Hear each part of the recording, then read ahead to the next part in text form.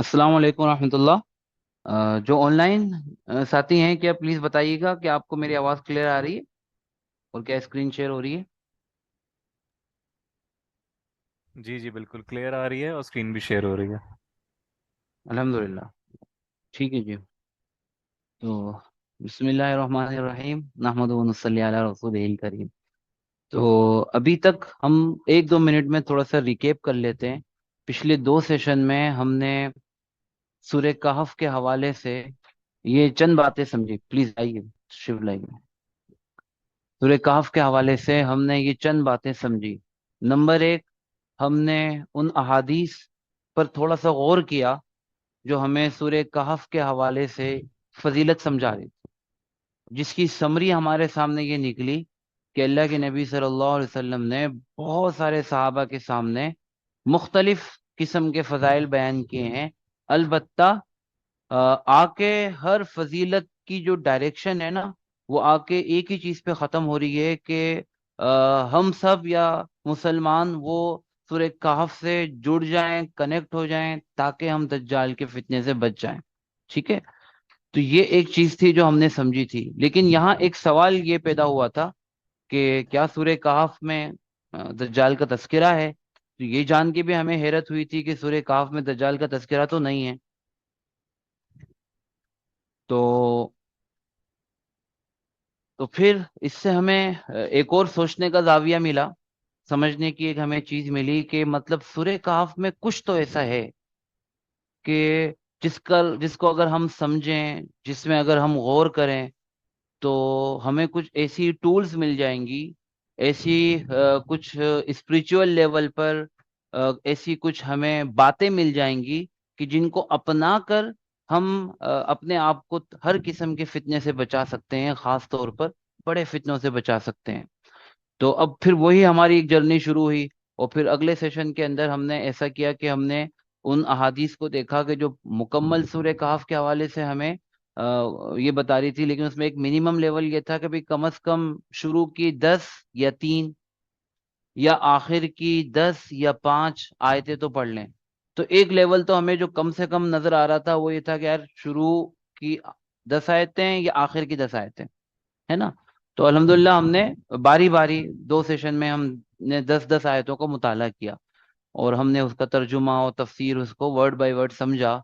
और हमने ये भी जाना कि कुल 110 आयतें हैं, और 90 आयतें दरमियान की, उनको आखिरी और शुरू की 10 आयतों को हम हटा लें तो 90 आयतें दरमियान की रह जाती हैं। लेकिन शुरू और आखिर की 10 आयतों को जो हमने मुताला किया, तो हमारे सामने इन 10 आयतों के अंदर 5 अहम चीजें हमें पता चली। और फिर इन डिटेल में हमने वो समझा कि यार 5 इन अहम चीजों का मुझसे क्या मतलब है।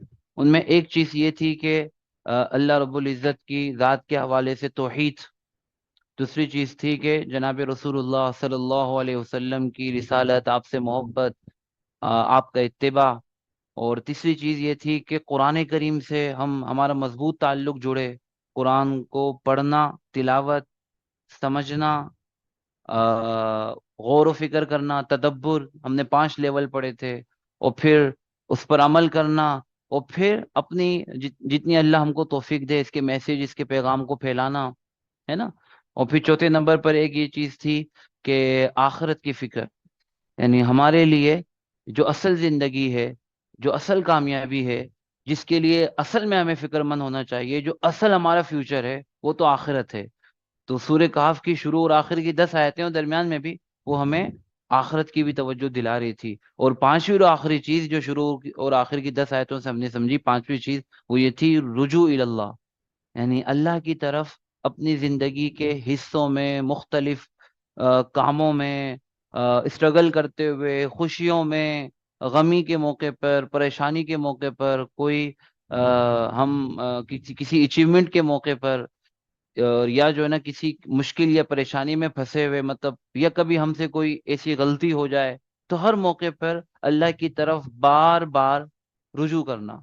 ठीक है, कि हम पर ये बात ना आए कि हम अल्लाह को भूले हुए हैं। रुजू इल्लाह का मकसद क्या है कि हम कहीं उन बंदों में शामिल ना हो जिनके बारे में ये तबसरा किया जाए कि ये अल्लाह को भूले हुए हैं। اور اللہ کی طرف رجوع کرنا بہت ساری چیزوں سے ہوتا ہے، ان میں دو بڑی چیزیں جو پورے دین کے اگر ہم دیکھتے ہیں احادیث کو یا اللہ کے نبی صلی اللہ علیہ وسلم جو بھی ایک امتی سے چاہتے تھے، تو دو چیزیں ہیں جو رجوع اللہ کے اعتبار سے ہمیں نظر آتی ہیں. نمبر ایک دعا ہے نا، اور نمبر دو توبہ. تو ایک مسلمان کی زندگی میں بار بار ایسے لمحات آنے چاہیے کہ وہ اللہ سے مانگ رہا ہے. اور اللہ سے دعا کرنے کے لیے ضروری نہیں کہ باوضو ہو کر، وضو کر کے، مصلی بچھا کے، قبلہ رخ ہو کر ہاتھ اٹھانا. ٹھیک ہے، یہ ساری ضروری نہیں کہ SOPs ہمیشہ فالو کی جائیں. ٹھیک ہے، یہ افضل ترین بہتر ترین طریقہ ہے، جب موقع ملے گا اس طرح کریں گے. ایک مسلمان تو دل میں بھی بار بار اللہ کی طرف متوجہ ہوتا ہے. بس ہم دل میں اللہ کی طرف توجہ ہو کے اللہ سے ہم نے کسی بھی کام کرتے ہوئے دعا کر لی، تو بس یہ بھی دعا ہے. اللہ سے مانگنا یہ دعا ہے. ٹھیک ہے، باقی ساری چیزیں اس کے لیے اس قدر ضروری نہیں ہے کہ بسا اوقات ہم نے کہا کہ ہم وضو کر کے جب مصلی پہ بیٹھیں گے تو ہی دعا کریں گے. ایک مسلمان تو چلتے پھرتے اللہ سے دعا کرتا ہے. اور دوسرا توبہ استغفار، اس کے لیے بھی یہ بات ہے. اصل توبہ کی حقیقت ہے دل میں شرمندگی کا احساس، ہے نا، اپنی کسی غلطی پر اللہ کے حضور. کیونکہ ہم تو ہر وقت اللہ کے حضور میں ہی ہیں. جب ہم توجہ کر لیں ہم اللہ کے دربار میں ہیں، ہے نا. تو وہ ہمارا رب تو ہر وقت اویلیبل ہے، اس کا دروازہ کبھی بھی بند نہیں ہے توبہ کا نا. دیر تو ہماری طرف سے ہوتی ہے. تو یہ پانچ چیزیں ہم نے سمجھی. اب ہم درمیان کی 90 آیتوں میں اب آگے پانچ قصے آ رہے ہیں، پانچ سٹوریز آ رہی ہے. تو ان میں سے جو ہے وہ انشاءاللہ آج ہم کوشش کریں گے کہ ہم اصحاب الکہف کا قصہ ہم وہ سمجھ لیں. ظاہر بات ہے طویل ہے، ہم بالکل شروع اور آخر کی 10 آیتوں کی طرح ایک ایک لفظ کر کے ترجمہ تو ہم نہیں پڑھ سکتے، لیکن ہم نے کچھ آیتیں ہم نے سلیکشن کی ہوئی ہے. تو ہم سلیکٹڈ آیتیں اس اصحاب الکہف کے قصے میں پڑھتے ہیں انشاءاللہ. پہلے یہ سمجھتے ہیں کہ اصل میں یہ واقعہ کیا ہوا تھا، پھر یہ سمجھتے ہیں کہ اس میں ہمارے لیے کیا نصیحت ہے، رہنمائی ہے، اور پھر یہ سمجھتے ہیں کہ ہمیں اچھی طرح معلوم بھی ہے کہ ان لوگوں کو ایک بڑا فتنہ درپیش تھا، بڑا چیلنج تھا. اصحاب الکہف ان کو ایک بڑا چیلنج درپیش تھا، وہ یہ تھا کہ ان کا ایمان خطرے میں تھا یا دین خطرے میں تھا، ہے نا. اور اللہ رب العزت نے اسی تناظر میں جو بھی ان کی کریکٹرسٹک تھی پوری، اس کو سمجھانے کے لیے اللہ نے ان کا قصہ بیان کیا. ٹھیک ہے، تو اس کا مطلب ہے کہ اگر میں اپنے ایمان کو یا اپنے دین کو میں فتنوں سے بچانا چاہوں تو میرے لیے یہ والی صفات ہوں گی، یہ رول ماڈل ہوں گے. اب انہوں نے کیا کیا، پھر اس کے نتیجے میں اللہ کا ان کے ساتھ کیا معاملہ رہا، تو یہ ایک پورشن ہے انشاءاللہ. پہلا حصہ ہمارے سیشن کا یہ ہوگا. دوسرا پورشن یہ ہے کہ اچھا ٹھیک ہے، تو یہ تو بچ گئے، ان کے ایمان کی اللہ نے حفاظت کر لی، اور ان کے ساتھ اللہ نے خصوصی معاملہ فرمایا. مجھے اگر یہ چیلنج درپیش ہوں گے ایمان اور عقیدے کے یا دین کے نا، تو میرے لیے کیا فریم ورک ہے. تو اسی کے ساتھ جو متصل جو رکوع ہے یا آیتیں ہیں نا سورہ کہف، اصحاب الکہف کے قصے کے ساتھ، وہ ہمیں وہ باتیں سمجھاتی ہیں. تو دوسرا پورشن انشاءاللہ ہمارا وہ ہوگا. ٹھیک ہے، تو آج ہمیں فوکس کرنا ہے دو باتوں پہ، اصحاب الکہف کے قصے پر، اس سے لرننگ لینی ہے، نصیحت حاصل کرنی ہے. نمبر دو کہ یار ان لوگوں کو اللہ نے کیوں بچایا، کیونکہ یہ بات تو پکی ہے کہ اللہ کی کسی سے رشتہ داری نہیں ہے. اگر اس کا مطلب ہے کہ انہوں نے کچھ پرفارمنس ایسی کی ہے، کچھ صفات ان کے پاس ایسی تھی، ٹھیک ہے، تو وہ اللہ پاک ہمیں بھی تو سمجھانا چاہ رہے ہیں. جبھی تو ہماری جو قرآن ہے کتاب ہدایت ہے، جبھی تو اللہ نے ان کا قصہ اس میں بیان فرمایا ہے. اور قرآن صرف کہانی سنانا نہیں چاہتا، وہ تو کچھ لرننگ دینا چاہتا ہے. یہ تو ہم اچھی طرح ابھی تک سمجھ چکے ہیں. ٹھیک ہے، لہٰذا ہم نے شروع میں یہ طے کیا تھا کہ سورہ کہف کی جتنی بھی فضیلتیں ہیں اس میں ایک بات پہلے سے انڈرسٹوڈ ہے کہ یار یہ سورہ کہف پڑھنی ہے تو کس طرح پڑھنی ہے، سمجھ کے پڑھنی ہے. ٹھیک ہے، جبھی یہ ساری چیزیں انشاءاللہ ہمیں سمجھ میں آئیں گی نا. تو ہم ان سوالات کے جواب تلاش کر رہے ہیں، اور آخری آج سوال ہے کہ بھئی ان پانچ قصوں کا فتنوں سے کیا تعلق ہے. ٹھیک ہے، تو آج ہم اس کو پہلے قصے میں دیکھتے ہیں. اصحاب الکہف کے قصے کو اگر بالکل ان شارٹ مختصر اگر ہم سمجھنا چاہیں، اور کسی حد تک اس پر ہماری شروع کی آیتوں میں بات بھی ہوئی تھی. آ جائیں، یہ چیئر بھی ہے، اس کو ہم یہاں بھی ہاں بالکل استعمال کر سکتے ہیں.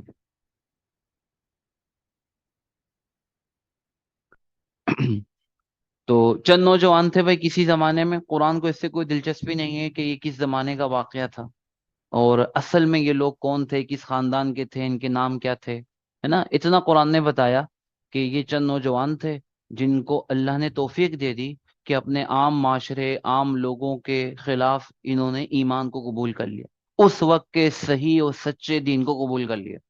یہ نہ پیغمبر تھے یہ لوگ، نہ ہی کوئی بہت بڑے پہنچے ہوئے اللہ کے ولی تھے، یہ عام نوجوان تھے جن کی زندگی میں ایک تبدیلی آ گئی۔ حق کا پیغام، سچ کا پیغام، توحید کا پیغام ان کو پہنچا، اور اپنے عام معاشرے اور اس وقت کے جو وہاں کی جو حکومت تھی یا جو بادشاہ تھے اس کے برخلاف وہ اس دین پر عمل کر لیا، انہوں نے ان کو قبول کر لیا، عمل کرتے رہے۔ لیکن آہستہ آہستہ بادشاہ کو خبر پہنچ گئی، ان کے علاوہ اور لوگ بھی ایمان لے کر آئے تھے، اور اس نے کہا کہ بھائی یہ والا دین نہیں چلے گا۔ لہٰذا لوگوں کو وہ کہنے لگا کہ یا تو اس دین سے پھر جاؤ، اور جو اس دین سے نہیں پھرے گا اس کو پھر ہم تکلیف دہ سزا یا دردناک انداز میں اس کو ہم سزا دے کر اس کو جان سے مار ڈالیں گے، ٹھیک ہے۔ کچھ روایتوں سے ہمیں پتہ چلتا ہے کہ یہ عام لوگ نہیں تھے، یہ بھی بڑی ایلیٹ کلاس کے شہزادے تھے، یہ ایک بڑی لگژری زندگی ان کی تھی اور بڑی خوبصورت زندگی گزار رہے تھے یہ۔ اب لیکن جب ان کے بھی ایمان کی بات کھل گئی، اور ان کو لیکن مہلت دی گئی کہ بھائی تمہیں ایک دن کی یا چند دن کی مہلت ہے کہ تم ایمان لے آؤ، ورنہ تو تمہاری خیر نہیں۔ اب یہ 5 تھے یا 7 تھے یا 3 تھے، اللہ ہی جانتا ہے، اور یہاں قرآن کریم نے کوئی حتمی فگر ہمیں دیا نہیں، بلکہ یہ کہا کہ کتنے تھے یہ بات اتنی اہم نہیں ہے، اصل اہم یہ ہے کہ انہوں نے کیا کیا، اس پر تم غور کرو اور ہوا کیا۔ بہرحال تو انہوں نے یہ سوچ لیا کہ بھائی اب ہمارے لیے اپنا ایمان بچانا یہاں مشکل، بہت مشکل ہے، کیونکہ کل کو ہمیں دربار میں بلایا جائے گا اور زور زبردستی ہم سے اپنا اس دین کو ہم سے چھین لیا جائے گا، اور اگر ہم ہمت نہیں کر پائے، ان تکلیفوں کو نہ سہ سکے، تو ہم کہیں ایسا نہ ہو کہ ہم دوبارہ پرانے دین کی طرف چلے جائیں، جو کہ یہ جانا نہیں چاہ رہے تھے، بڑے اخلاص سے دل سے ایمان لے کر آئے تھے۔ تو انہوں نے یہ فیصلہ کیا کہ یار اس زندگی کو اور یہاں سے ہم ہجرت کر جاتے ہیں۔ تو یہ چند لوگ، یہ مختصر سی ایک جماعت تھی، یہ ہجرت کر کے یہاں سے چلے گئے، چھوڑ کے چلے گئے۔ اب قرآن نے یہ ڈیٹیل بیان نہیں کی کہ کس طرح چھوڑ کے گئے، ہے نا، جو ایک سمجھدار پڑھنے والا جو چیزیں خود سمجھ سکتا ہے، قرآن کریم اس کو بیان نہیں کرتا۔ مثال کے طور پر یہ اعلان کرتے ہوئے تو نہیں گئے ہوں گے، ہے نا، یا اپنے ساتھ کوئی بڑا سا سامان لیتے ہوئے تو نہیں گئے ہوں گے کہ ایک شیزور ٹرک جا رہا ہے پیچھے کہ جی چلو ہم ہجرت کر کے جا رہے ہیں، ہے نا، یا یہ انہوں نے کوئی پوسٹنگ تو نہیں کی ہوگی کہ بھائی فیلنگ سیڈ ہیں، ہم جا رہے ہیں یہاں سے۔ تو یہ خود بخود ایک سمجھدار پڑھنے والا سمجھتا ہے کہ یار یہ خفیہ طور پر رات کے اندھیرے میں یا بہت صبح الگ الگ زیادہ سامان لیے بغیر کسی طریقے سے چوری چھپ کے نکل گئے ہوں، ٹھیک ہے۔ اب نکل گئے، غار میں چلے گئے، اور تھوڑی دیر کے لیے آرام کرنے لیٹے۔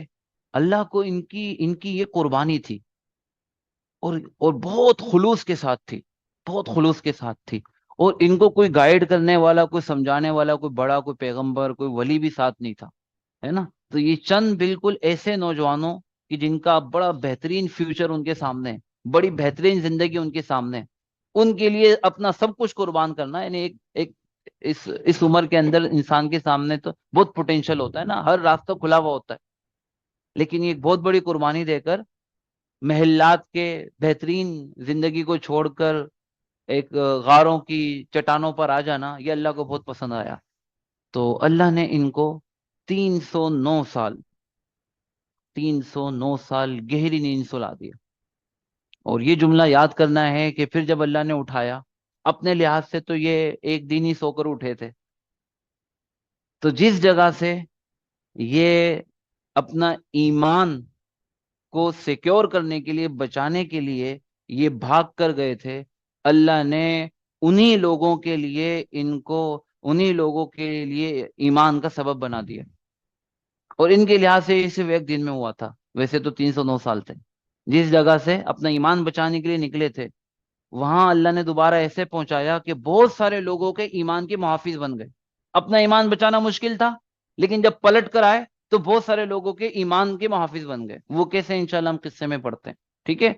تو میں نے کچھ اہم چیزیں ہائی لائٹ کی ہیں۔ ایک بات یہ سمجھ لیں کہ دیکھیں شروع کی 10 آیتیں شروع ہوئی، آپ ایرو کو دیکھیں، یہاں 10 آیتیں مکمل ہو گئی، لیکن آیت نمبر 9 سے اصحاب الکہف کا قصہ شروع ہو گیا تھا، ام حسیبت الناس اصحاب الکہفی، ٹھیک ہے۔ یہ قصہ یہاں سے شروع ہوتا ہے، آیت نمبر 9 سے، اور یہ ہم نے سمجھ لیا کہ دین اور ایمان کے حوالے سے یہ لوگ فتنے میں مبتلا ہوئے تھے، اور اس آیت، یہ آخری آیت ہے کہ جو اصحاب الکہف کے قصے کو بیان کرتی ہے، قل اللہ اعلم بما لبثوا سے لے کر آخر تک۔ اب اگلا جو قصہ شروع ہوتا ہے وہ وہاں سے شروع ہوتا ہے، وَاضْرِبْ لَهُم مَثَلَ الرَّجُلَيْنِ۔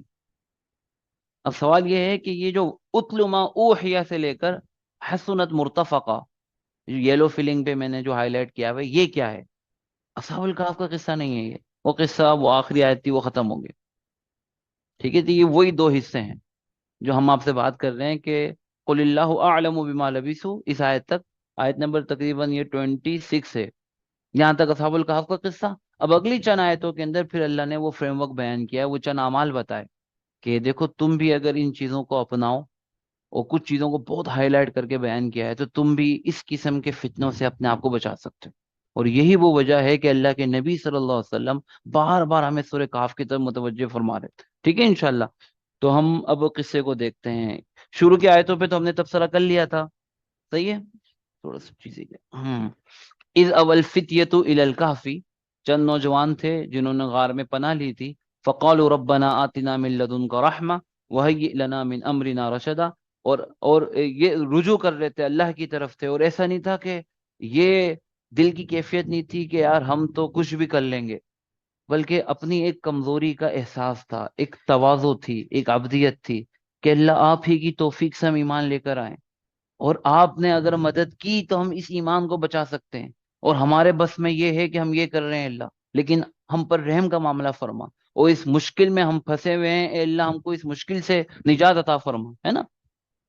تو یہ اللہ سے دعا کر رہے تھے، اور اللہ نے آگے آیت نمبر 11 میں پہلا تبصرہ اللہ نے یہ کہا کہ فَضَرَبْنَا عَلَىٰ آذَانِهِمْ، یہ عربی کا محاورہ ہے کانوں پر تھپکی دینا، جیسے چھوٹے بچوں کو بھی جب گود میں سلاتے ہیں نا تو کانوں پہ تھپکی دیتے ہیں نا، اس کا مطلب ہے گہری نیند سلانا، ٹھیک ہے؟ تو اللہ نے فرمایا فَضَرَبْنَا عَلَىٰ آذَانِهِمْ، ہم نے ان کو گہری نیند سلا دیا، فی الکہفی، اس غار میں، سنینا عددا، اتنے سال جو تعداد میں بہت زیادہ تھے، بہت سارے سال ہم نے ان کو سنا، وہ کتنے سال تھے وہ آگے قرآن کریم نے بتایا ہے، ٹھیک ہے؟ اور خاص طور پہ کانوں کا تذکرہ کیا کہ تو انسان کو جو سب سے زیادہ جگانے والی چیز ہوتی ہے نا وہ بیسیکلی ساؤنڈ ہوتا ہے۔ آپ بھی اگر یہ سوچیں کہ آپ الارم رکھتے ہیں نا تو آپ کو کیا چیز جگاتی ہے؟ ہاں، آپ کے آنکھوں کے سامنے اس وقت کوئی جتنے بھی ہاتھ ہلا لے آپ نہیں جاگتے ہیں، آپ لیکن آواز سے جاگتے ہیں۔ تو یہ بھی ایک اشارہ تھا کہ اللہ کو گہری نیند سلانا تھا، تو اللہ نے ایسا کچھ کر دیا کہ ان کے کانوں میں کوئی آواز ہی نہ آئے، وہ گہری نیند سوتے رہے۔ اور پھر آگے اللہ نے فرمایا پھر ہم نے ان کو اٹھایا، جس کی آگے تفصیل آ رہی ہے، لیکن اللہ تم نے سلایا اٹھایا کیوں؟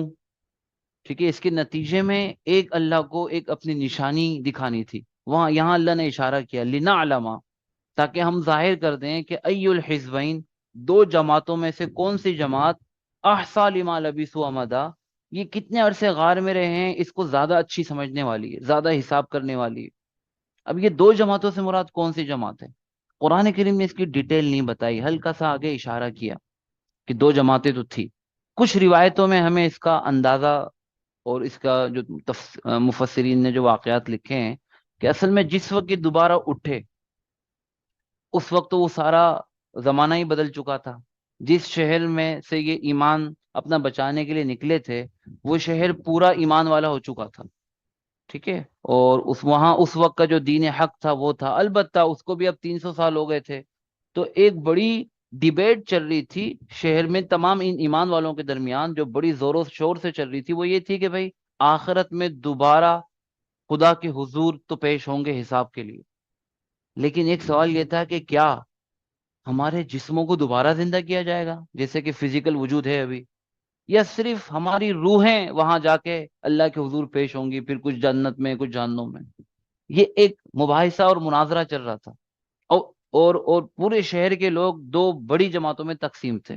ایک جماعت وہ تھی کہ جو جس میں بادشاہ بھی ساتھ تھا، اور یہ سمجھتے تھے، جو کہ صحیح عقیدہ بھی تھا، کہ اللہ دوبارہ جسموں کو زندہ کریں گے، ہے نا؟ لیکن ایک دوسری جماعت تھی جس میں کچھ مذہبی لوگ بھی تھے، ٹھیک ہے؟ ان کا کہنا تھا یہ تھا کہ بھئی جسموں کو کیسے اللہ زندہ کریں گے، اور وجہ اور ضرورت بھی کیا ہے، اور وہ جسم کہیں کوئی مٹی میں گل گئے ہیں، کہیں کوئی درندے کے پیٹ میں ہے، کوئی سمندر کی موجوں پر ہے، کوئی ہواؤں کے دوش پر ہے، کچھ ہیں کچھ نہیں ہے، کچھ ختم ہو گئے۔ تو लॉजिकल लेवल पर उनको समझ में नहीं आ रहा था कि जो चीज मौजूद ही नहीं है अल्लाह उसको कैसे जमा करेगा। ठीक है, ये अकीदे की एक कमजोरी थी। ये एक बड़ी डिबेट चल रही थी कि इतने अरसे तक तो इंसानी जिस्म रह ही नहीं सकते, महफूज ही नहीं रह सकते, चाहे जमीन में हो या कहीं भी हो, लिहाजा बस दोबारा रूह को जिंदा किया जाएगा। तो अब इस मौके पे अल्लाह रब्बुल इज्जत ने इन असहाबुल कहफ को उनके सामने लाके खड़ा कर दिया, है ना। तो इससे खुद ब खुद इसका फैसला हो गया, इस पूरे मुनाजरे का फैसला हो गया कि जो जिंदा जागते वजूद को बिल्कुल सही व सालिम 300 साल तक, कि उसका एक जिस्म का एक छोटा सा हिस्सा भी खराब नहीं होता है, जो अल्लाह बरकरार रख सकता है वो 3,000 साल तक भी रख सकता है, वो 3 लाख साल तक भी रख सकता है, वो 3 करोड़ और अरब साल तक भी रख सकता है। असल तो नमूना दिखाना था ना अल्लाह को। ठीक है, तो उससे उस मुनाजरे का फैसला हो गया। तो यहाँ अल्लाह ने उस आयत की तरफ इशारा किया, उस बात की तरफ कि दो जमातों के दरमियान फैसला करना था और इन लोगों को ईमान की निशानी बनाना था। अल्लाह पाक ने आगे फरमाया, नहनु नकुस्सु अलैका नबअहुम बिल हक। देखो ये किस्सा हो सकता है रूमन रिवायात के अंदर भी है, इसराइली रिवायत के अंदर भी, हम बिल्कुल बरहक ये किस्सा बयान करते हैं जो असल वाकया था। और वाकया ये था कि इन्नहुम फितिया, फिर कुरान ने लफ्ज़ इस्तेमाल किया, ये चंद नौजवान थे, 17, 18 से 22, 23 साल तक की उम्र। इसको अरबी में फतन या फितिया कहते हैं। ठीक है, कुरान इसको हाईलाइट कर रहा है। क्यों हाईलाइट कर रहा है इस बात को? हाँ, कि इनके सामने बहुत सारे और ऑप्शन थे, है ना।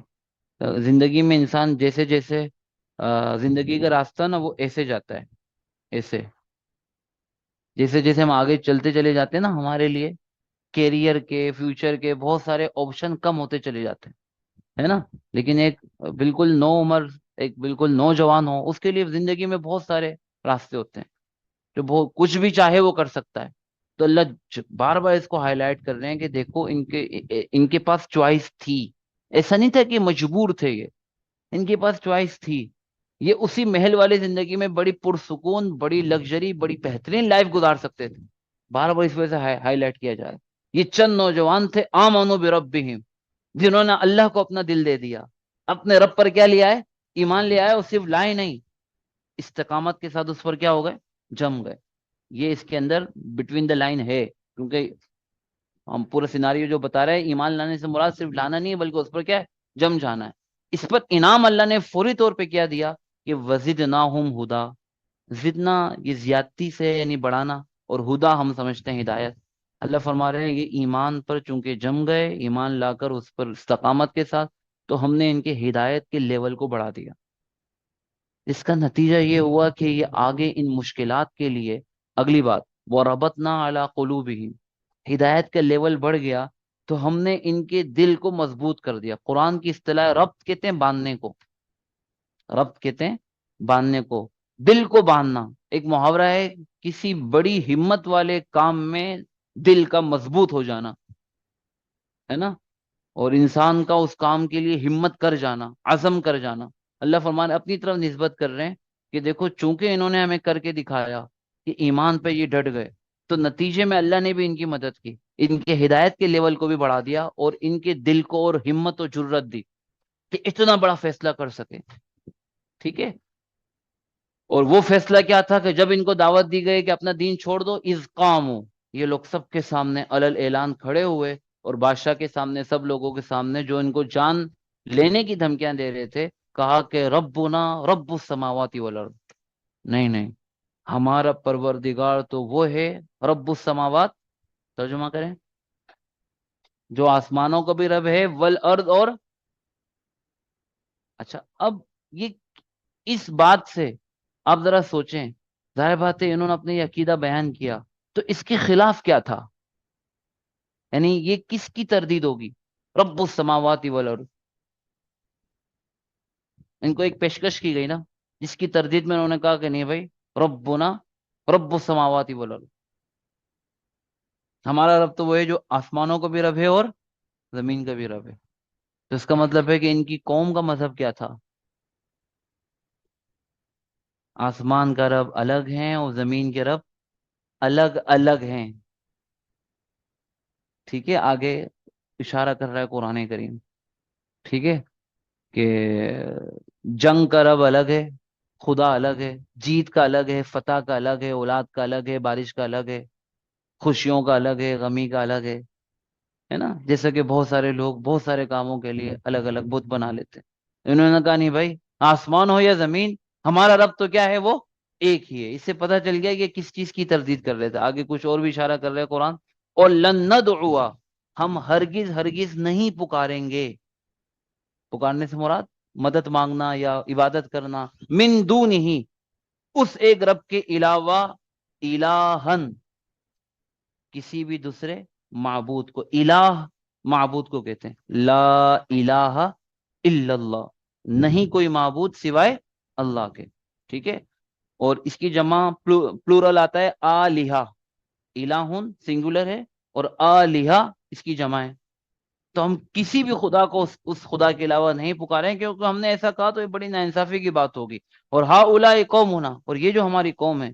اچھا، اب بادشاہ کے سامنے ان کی گفتگو ختم ہو گئی، اب آپس میں مشورہ کر رہے ہیں یار کیا کریں۔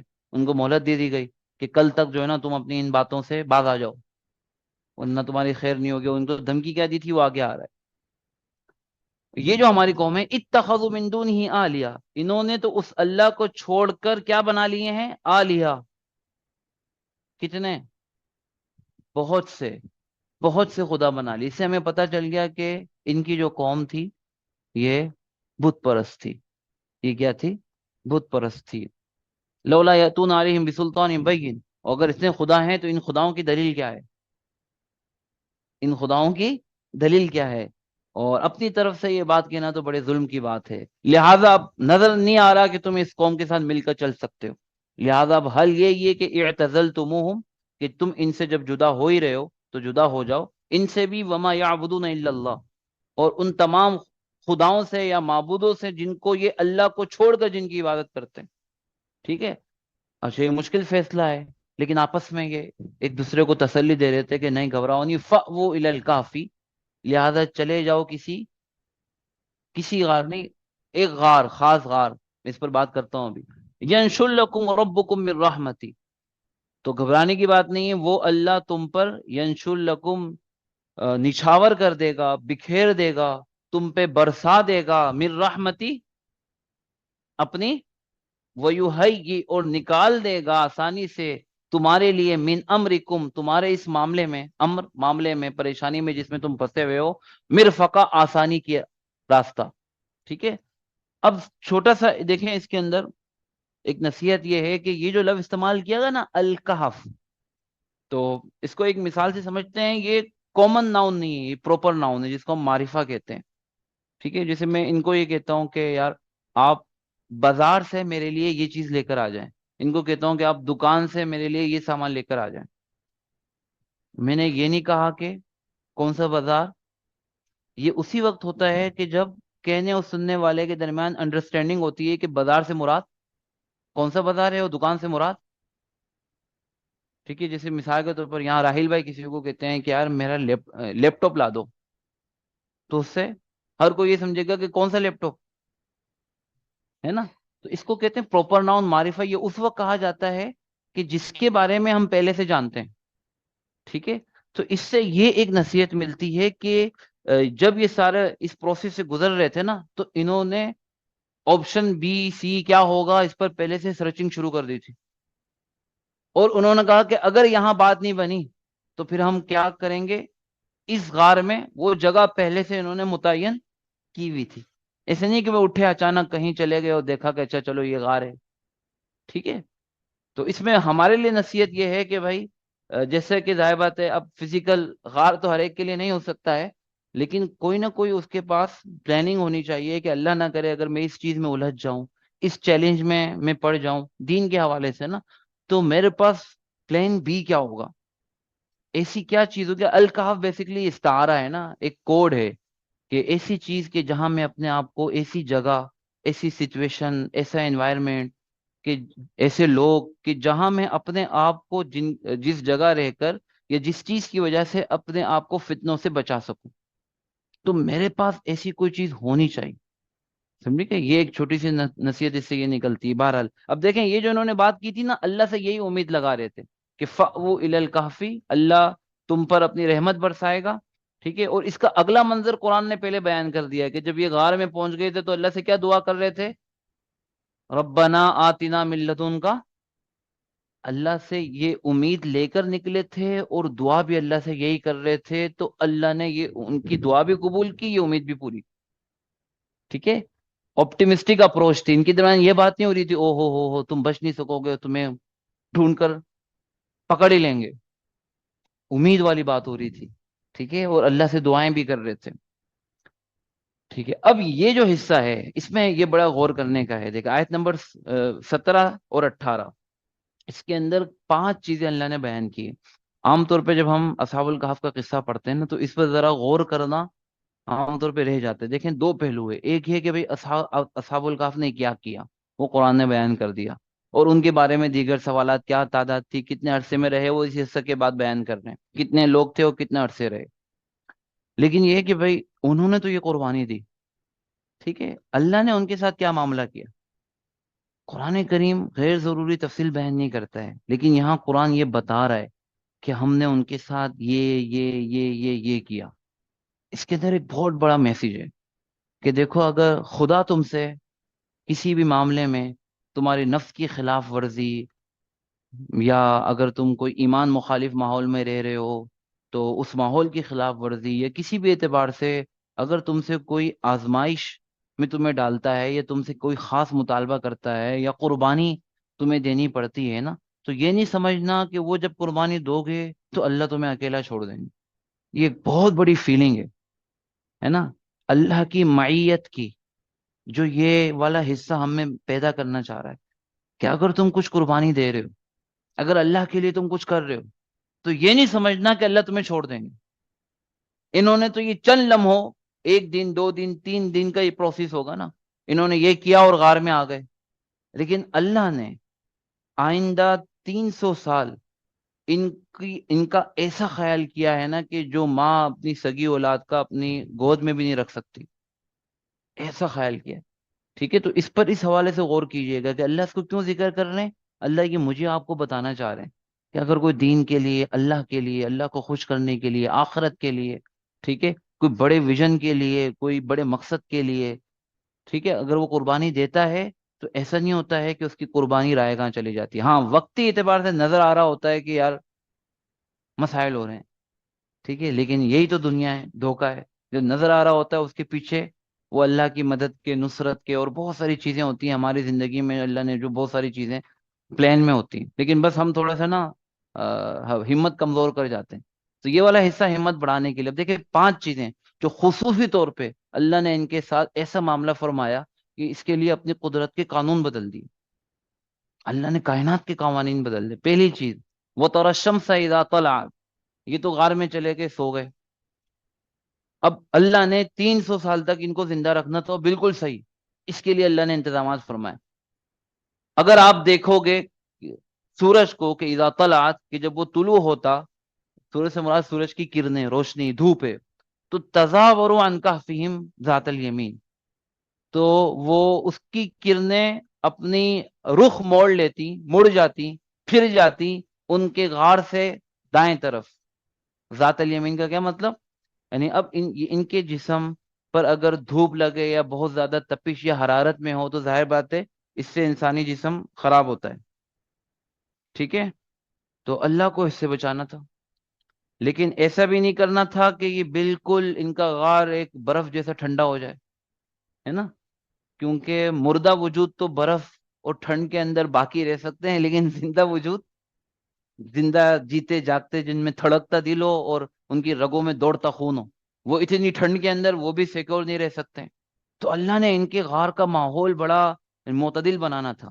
ٹھیک ہے، تو اللہ نے ایسا کیا کہ مثلا آپ سمجھیں کہ یہ غار ہے، ٹھیک ہے، اور یہ مشرق ہے. تو یہاں سے اگر سورج طلوع ہوگا تو طلوع ہوتے ہوئے اس کی کرنیں اپنا تھوڑا سا رخ پھیر لیتی دائیں طرف، ٹھیک ہے، اور یہاں سے ہوتی ہوئی گزر جاتی. اور جب سورج غروب ہو کر یہاں آتا، اب یہاں سے جو روشنی آ سکتی تھی اندر، وہ اس در مڑ جاتی. تو طلوع ہوتے ہوئے، غروب ہوتے ہوئے، کراس کرتے ہوئے ان کی غار سے سورج کی دھوپ یا روشنی گزر جاتی. ٹھیک ہے، اور یہ زاویہ یا ڈائریکشن بدلنے والا کون تھا؟ اور وجہ کیا تھی؟ اور یہ ایسا ایک دن نہیں ہوا، یہ ایک صبح یا ایک شام کی بات نہیں ہے، یہ 309 سال چاند کے اعتبار سے، ویسے 300 سال ہمارے کیلنڈر کے اعتبار سے، ہو شمسی کیلنڈر کے اعتبار سے، 309 سال تک سورج جب بھی طلوع ہوتا غروب ہوتا، اصحاب الکہف کے غار پر اس کو اجازت نہیں تھی کہ اپنی کرنیں پھینک دے. ٹھیک ہے، یہ اللہ نے ایک انتظام فرمایا. اچھا، وَإِذَا غَرَبَتْ، اور جب غروب ہوتا، تقریضہم، تو رخ موڑ لیتی، ذات الشمال، بائیں طرف، دائیں طرف بائیں طرف. اچھا، قریب سے ہو کر گزرنے میں حکمت یہ تھی کہ ان کو کچھ حرارت چاہیے تھی، ٹھیک ہے، تاکہ ماحول معتدل رہے. وَهُمْ فِي فَجْوَةٍ مِّن، اللہ فرما رہے ہیں حالانکہ غار کے ایسے حصے میں تھے جو کھلا ایریا تھا، کشادہ ایریا تھا، جہاں ممکن تھا کہ سورج کی اللہ انتظام نہ فرماتے تو سورج کی زیادہ دھوپ یا تپش یا حرارت یا تمادت پہنچتی. ٹھیک ہے، لہٰذا یہ اللہ کی طرف سے خصوصی نشانی تھی. اور اگلا جملہ یہی بتا رہے، ذالک من آیات اللہ، یہ جو سورج کا یا اس کی کرنوں کا یا دھوپ کا رخ موڑنا تھا، یہ اللہ کی نشانیوں میں سے تھا، اس معجزہ تھا اللہ کی طرف سے. جو اللہ کے انبیاء کے لیے اللہ اپنے قوانین کو بدل دیتے ہیں اس کو معجزہ کہتے ہیں، جو اللہ نیک بندوں کے لیے کر دیتے ہیں اس کو کرامت کہتے ہیں. کیا کہتے ہیں؟ ہاں، تو یہ اصحاب الکہف کی کرامت تھی جس کا قرآن کریم میں تذکرہ ہے، کیونکہ کیا اللہ نے تھا اور کیا ان لوگوں کے لیے تھا، ان کے بس میں نہیں تھا، ان پر اللہ کو پیار آیا تھا تو اللہ نے کیا تھا، اسی کو کرامت کہتے ہیں. ٹھیک ہے. اچھا، اللہ کیوں کیا تھا ان کے ساتھ؟ کوئی خاص طرح معاملہ تھا؟ نہیں، بات یہ تھی کہ یہ ہدایت کی تلاش میں تھے، اور اللہ کا اصول ہے کہ جو ہدایت کے لیے سچائی کے ساتھ راستہ اختیار کرتا ہے فول المہتد. یہ بھی ہے اس کے ساتھ ساتھ کہ جو گمراہی کے راستے اختیار کرتا ہے، چوائس ہے نا، اللہ نے اختیار دے دیا ہے، تو پھر وہ فلن تجد لہ ولیا مرشدہ، تو تم ہرگز ہرگز نہیں پاؤ گے کہ کوئی اس کا دوست ہو، کوئی اس کا مرشد ہو. مرشد کسے کہتے ہیں؟ راستہ دکھانے والا. ٹھیک ہے. تو چونکہ اصحاب الکہف ہدایت کی طلب میں سچے تھے، لہٰذا اللہ ان کا دوست بھی بن گیا، اللہ ان کو یہ رہنمائی کرنے والا بھی بن گیا. لیکن اگر کوئی ہدایت کے راستے کو چھوڑتا ہے تو نہ اللہ اس سے دوستی کرتے ہیں نہ اللہ اس کی رہنمائی کرتے ہیں. ٹھیک ہے، آگے آ جائیں. یہ ایک چیز ہوگی. دوسری چیز، وَتَحْسَبُهُمْ أَيْقَاظًا وَهُمْ رُقُودٌ، بہت عرصہ، طویل عرصہ اگر کسی کی آنکھیں بند ہوتی ہیں نا تو آنکھوں کے مختلف مسائل ہو جاتے ہیں. اگر آپ یہ دیکھیں گے کہ ہو سکتا ہے آپ کے آس پاس کوئی ایسا ہو، کوئی ایسا ہے کہ جو ایک طویل عرصے کومے کے بعد بیدار ہوا ہو؟ ہمارے جان پہچان والوں میں کوئی ایسا ہے؟ ہیں؟ الحمدللہ ایسا نہیں ہے. اگر کچھ لوگ صحت مند ہو جاتے ہیں نا تو طویل عرصے تک ان کو ایک نارمل یہ مسائل ہوتے ہیں کہ آنکھوں کے مسائل رہتے ہیں کافی عرصے تک، پھر میڈیسن استعمال ہوتے ہیں، ڈراپس ڈالتے رہتے ہیں، پھر جا کے وہ انسان کی آنکھ کی صحت کے لیے ضروری ہے کہ وہ آنکھ مستقل بند بھی نہ رہے اور مستقل کھلی بھی نہ ہو. ٹھیک ہے، تو اللہ نے یہ بھی انتظام فرمایا تھا، وَتَحْسَبُهُمْ أَيْقَاظًا، اور یہ پڑھنے والا تو اگر دیکھتا تو تو سمجھ لیتا ایقاظا کہ یہ اصحاب الکہف جو غار میں لیٹے ہوئے ہیں یہ سوئے ہوئے نہیں ہیں، ایقاظا بلکہ کیا ہیں؟ بیدار. یہ یقظ کی جمع ہے، پلورل ہے ایقاظ، بیدار. وہم رقود، حالانکہ یہ سو رہے تھے. رقود راقد کی جمع. تم دیکھتے لیٹے ہوئے تھے، تو ایسا کب کسی کو لگے گا کہ لیٹا ہوا ہو پھر بھی اس کو دیکھ کے لگے کہ یہ جاگ رہا ہے؟ ایسا کب لگے گا؟ جب موبائل دیکھ رہا ہو. آج کل تو اس سے ہی پتہ چلتا ہے نا، ویسے کیسے پتہ چلے گا؟ آنکھیں دیکھیں بالکل کھلی ہوئی ہوں تو پھر تو ڈراؤنا لگے گا، وہ آنکھیں جھپک رہا ہو. یہی ایک نارمل جاگتے ہوئے انسان کی نشانی ہوتی ہے نا. تو اللہ نے یہ ان کے ساتھ معاملہ کیا، سو رہے تھے لیکن یہ ان کی پلکیں جھپک رہی تھی تاکہ ان کی آنکھیں، کیونکہ دنیا میں تھے نا تو اللہ نے دنیا کے قوانین کے مطابق ہر چیز کا خیال رکھنا تھا. اس سے خود بخود پتہ چل جاتا ہے کسی پورٹل چھوٹل میں کوئی ٹائم ٹریول نہیں کر رہے تھے، ورنہ یہ سارے تکلفات کرنے کی ضرورت ہی نہیں تھی نا، وہ تو وقت تھم جاتا ہے. اس سے سب کلیئر ہو جاتی ہے بات نا. اسی کسی غار میں تھے بھائی اور اللہ نے سارے انتظام کیے تھے. دوسرا چیز، ایسا کوئی ماں بھی خیال نہیں کر سکتی کہ اس بات کا خیال رکھے کہ میری بچی کی پلکیں جھپکتی رہے. نمبر 3، اچھا تھے تو ظاہر بات ہے کوئی سلیپنگ بیگ لے کے تو نہیں گئے تھے یہ کہ وہاں جا کے بڑا سا بستر بچھائیں گے اور آرام سے سو جائیں گے. بھائی کوئی بھی سامان نہیں تھا، فرش پہ ہی لیٹ گئے تھے.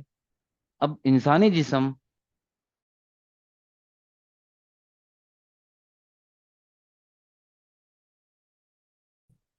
گوشت گلنے لگ جاتا ہے. آپ نے وہ سنا بیڈ سول کا سنا آپ نے؟ ہاں ہمارے ایک قریبی عزیز کو ہوئے تھے.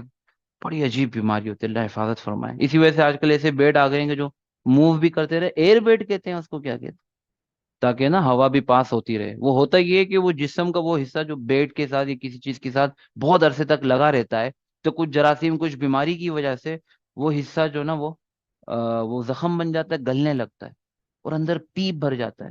جب آپ اس کو صاف کرتے ہیں نا تو گڑا ہو جاتا ہے جس.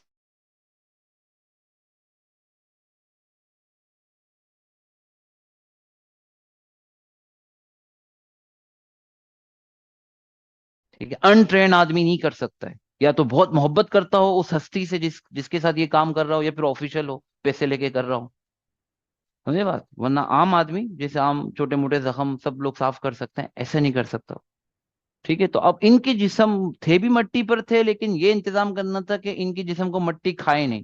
لہٰذا اللہ نے خود فرمایا وہ نقلبہم، ہم ان کو کروٹ دلا رہے تھے. اللہ نے اپنی طرف نسبت کی، یا تو براہ راست اللہ کے حکم سے خود بخود، یا فرشتے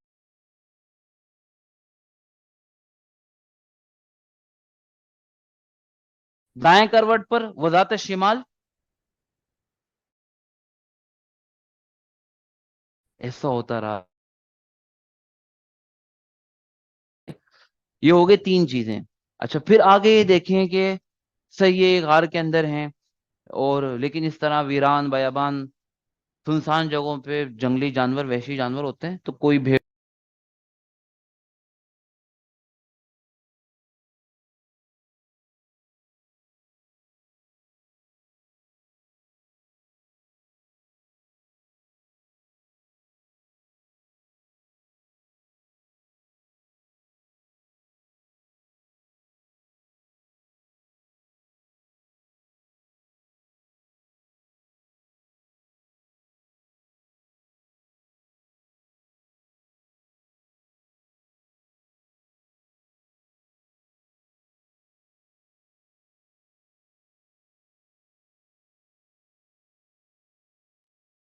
ٹھیک ہے، تو یہ ہو گئے تین چیزیں. چوتھی چیز یہ کی تھی کہ پھر اس چیز سے بچنے کے لیے کوئی جنگلی جانور، کوئی درندے ان کو نقصان نہ پہنچائے. جب ساتھ سفر میں آ رہے تھے تو ان کے ساتھ نا ایک بڑا سا بڑی سی خوفناک نسل کا کوئی ایک ڈوگی بھی، کتا بھی ان کے ساتھ ساتھ ہو گیا تھا.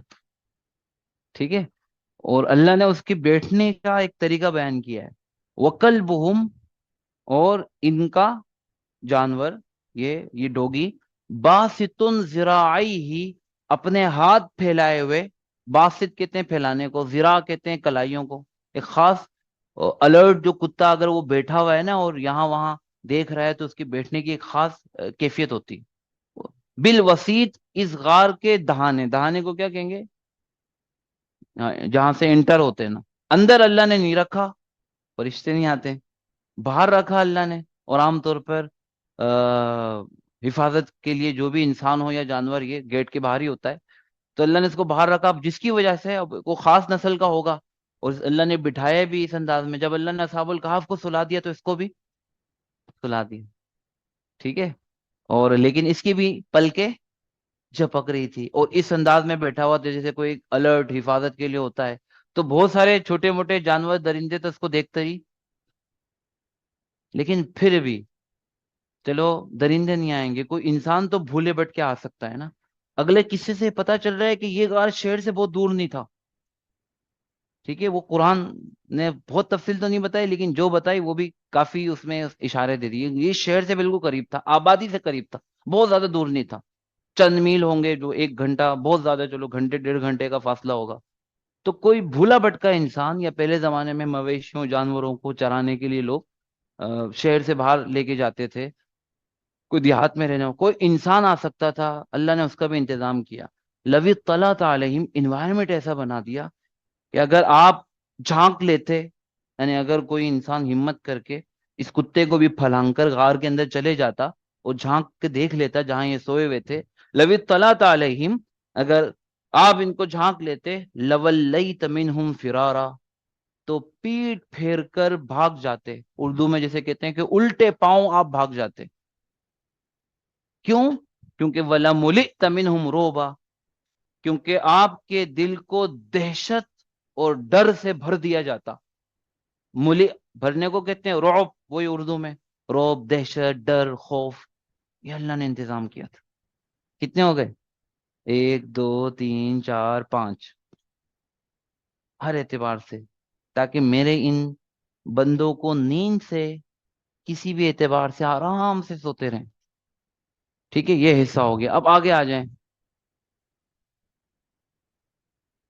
ٹھیک ہے، اس کا میسج کیا ہے ہم یہ سمجھ گئے نا. قرآن نے بہت زیادہ ہائی لائٹ کیا ہے اس کو، تاکہ یہ ہمیں پتا چلے کہ اگر تم سے بھی دین کبھی مطالبہ یہ کرتا ہے، یا کسی موقع پہ تمہیں مشکل لگ رہا ہوتا ہے دین کے کسی حکم پہ عمل کر کے، ایسا لگ رہا ہوتا ہے کہ بہت ساری چیزیں مس کر جاؤں گا میں، پیچھے رہ جاؤں گا، ٹھیک ہے، اور سوسائٹی کے قدم بقدم نہیں چل پاؤں گا، تو تمہیں یہ چیزوں ذہن میں رکھنی چاہیے. اللہ تمہیں سوسائٹی کے سر پر بٹھا دیں گے، لیکن امتحان تو پورا کرو پہلے، ایسے نہیں. اللہ فرما رہا ہے جیسے ہم نے سلایا تھا کذالک بعثناہم، اسی طریقے سے ہم نے ان کو جگہ بھی دیا. چلیے ایک منٹ، یہ اوپر والی پٹی ہٹ سکتی ہے نا. لیتساءلوا بینہم، ہوا یہ کہ پھر آپس میں ایک دوسرے سے سوال کرنے لگ گئے. اب سو کر اٹھے تو قال قائل منہم، ایک نے ان میں سے کہا کہ کم لبثتم، یار تم لوگ کتنی دیر سے سو رہے ہو یہاں. قالوا لبثنا یوما او بعض یوم، عجیب بات ہے.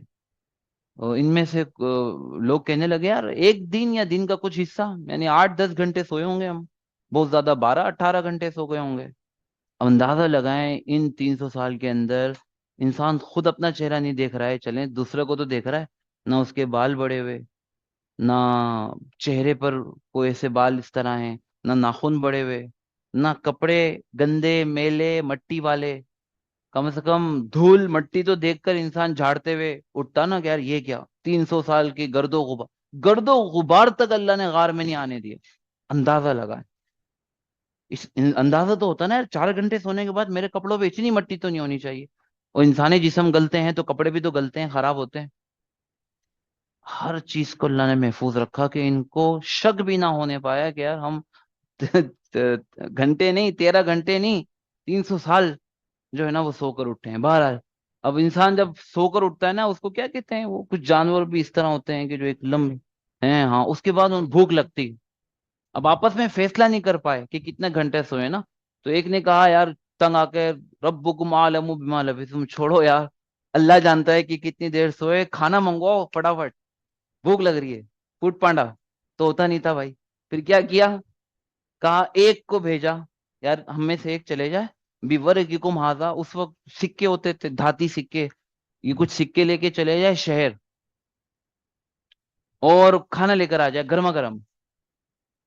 اچھا اس سے پتہ چلتا ہے کہ یہ جو کھانا منگوا رہے تھے شہر سے، اس کا مطلب شہر، ٹھیک ہے نا، تو ظاہر بات ہے کہ یہ ڈلیوری لے کر آنی تھی نا. اب بہت زیادہ گھنٹے بھر کا فاصلہ ہوگا، آدھا گھنٹہ، ورنہ کوئی 3 دن دور سے تو کھانا نہیں منگواتے نا. وجہ یہ کہ کھانا بھی خاص منگوا رہے تھے، یہ میٹ منگوا رہے تھے، گوشت منگوا رہے تھے یہ. ٹھیک ہے، دیکھیں کیسے پتہ چلا، فَلْيَنْظُرْ، لیکن اسے خیال کرنا چاہیے، بہت دھیان کرنا چاہیے کہ ایہا، کون سا کھانا ہے، از کا، کہ جو زیادہ پاکیزہ ہو تامن سارے کھانوں میں. پاکیزہ کھانا، حلال کھانا، تو یہ کون سا ہوتا ہے بھائی؟ ہاں کیونکہ سبزیوں کو، ساری سبزیاں حلال ہوتی ہیں. ٹھیک ہے، کسی سے بھی لے لیں آپ، ان کو کوئی ذبح کرنا نہیں پڑتا. نہ فروٹ منگوا رہے تھے، نہ سبزی منگوا رہے تھے، کیا منگوا رہے تھے؟ ہاں گوشت خریدتے ہوئے خیال رکھنا پڑتا ہے کہ بھائی کس نے ذبح کیا ہے، بسم اللہ پڑھی ہے کہ نہیں پڑھی ہے، وغیرہ وغیرہ. ٹھیک ہے، اور شہر بھی دور تھا، تو اسے چاہیے کہ کھانے کی کوئی چیز لے کر آ جائے. وَلْيَتَلَطَّفْ، مطلب اور بہت دھیان سے کام لے کہ کسی کو شک بھی نہ ہونے پائے. وَلَا يُشْعِرَنَّ بِكُمْ أَحَدًا، شعور سے ہے یشرن، پتہ، خبر، کسی کو کانوں کان خبر نہ ہونے پائے کہ ہم ادھر ہیں. ٹھیک ہے، اور کیوں، انہم ان یظہروا علیکم، میں نے آپ سے عرض کیا تھا نا کہ ان کو دھمکی کیا دی تھی کہ اگر ایمان نہیں لاؤ گے تو، انہم ان یظہروا علیکم، کیونکہ اگر ان پر ظاہر ہو گیا، ان کو پتہ چل گیا کہ ہم یہاں ہیں، تو ظاہر بات ہے شہر سے زیادہ دور تو نہیں ہے. اور اگر یہ بندہ گرفتار ہو گیا تو غار کا پتہ بتا دے گا، ہم اور تو دور نہیں جا سکتے. یرجموکم، اگر ان کو پتہ چل گیا تو یرجموکم، یہ تمہیں کیا کر دیں گے، بتائیں اس کا روٹ वर्ड क्या है? यरजुम, रजम। और रजम किसे कहते हैं? पत्थर मार मार कर, कदीम जमानों में सजाए मौत का ये एक तरीका था। संसार, इसको कहते हैं संसार कर देना। संग पत्थर को कहते हैं, फारसी का लफ्ज है।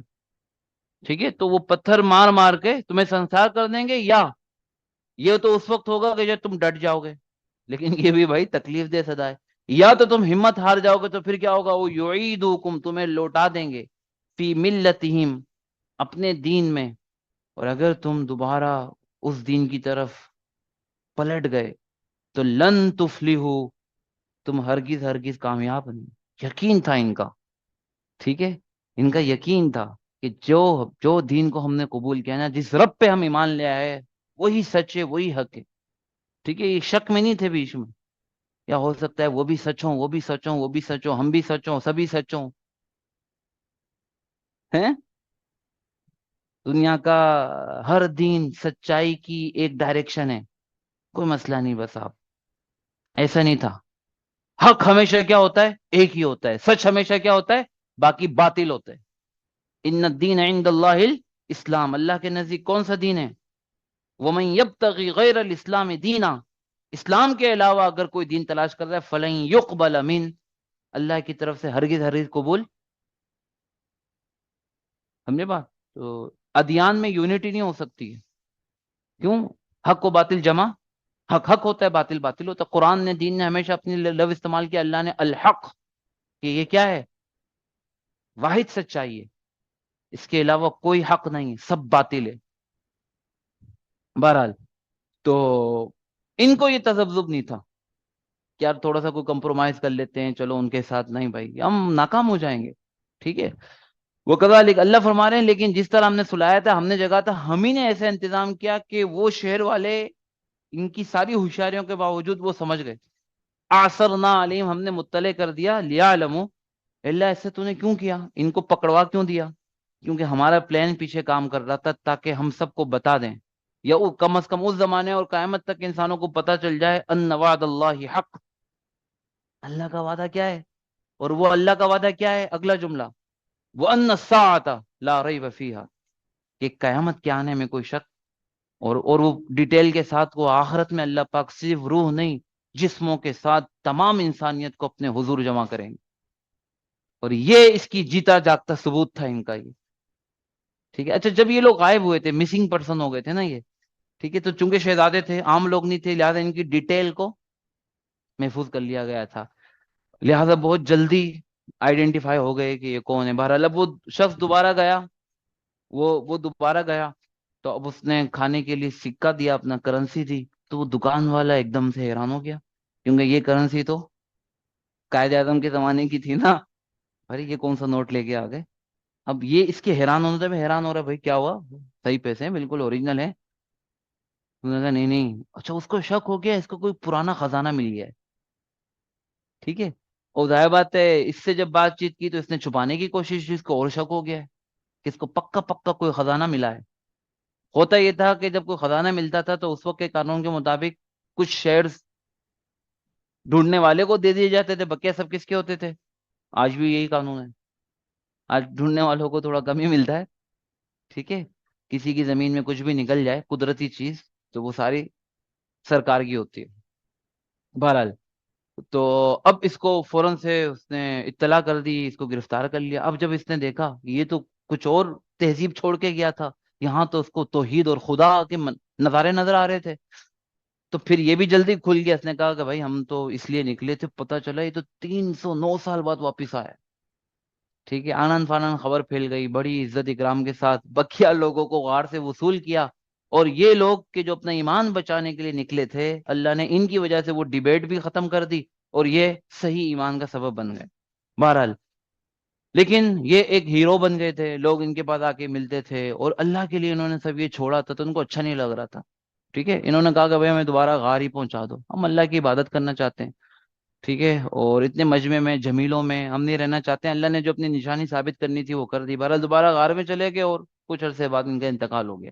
इनके इंतकाल के बाद वही जो दो जमातें थी, वो एक बादशाह था, اور دوسری ایک دوسری جماعت تھی، اس نے کہا کہ یار یہ تو بڑے زبردست لوگ تھے، تو کوئی یادگار بنانی چاہیے، ہے نا؟ پہلے زمانے میں بھی، آج بھی اس طرح ہوتا ہے کہ کوئی یادگار، کوئی عمارت بنانی چاہیے. عام طور پہ یادگار یہی ہوتی ہے، کوئی مینار سا، کوئی گنبد سا، کوئی بڑی سی عمارت، یادگار ایک ان کے لیے ہو جائے. تو دوسرے بادشاہ اور دوسرے لوگوں نے کہا کہ بھائی یادگار وادگار نہیں، یہ تو اللہ کی یاد دلانے والے تھے نا، لہذا یہاں بنے گی مسجد، جہاں کیا کی جائے، اللہ کی عبادت کی جائے.